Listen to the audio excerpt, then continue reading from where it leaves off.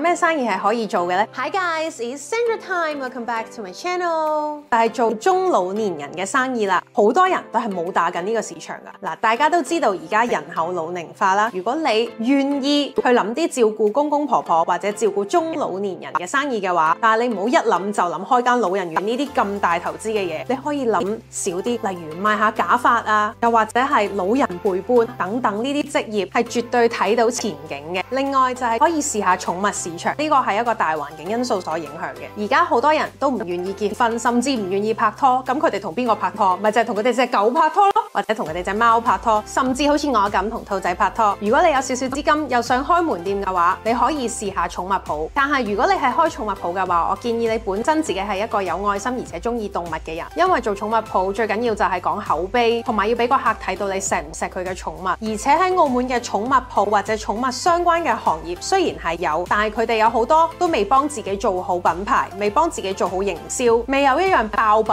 係可以做到出嚟。所以如果你係可以做到一個寵物界嘅爆款，你又識做少少流量嘅話，咁其實寵物行業係一個唔錯嘅選擇嚟嘅。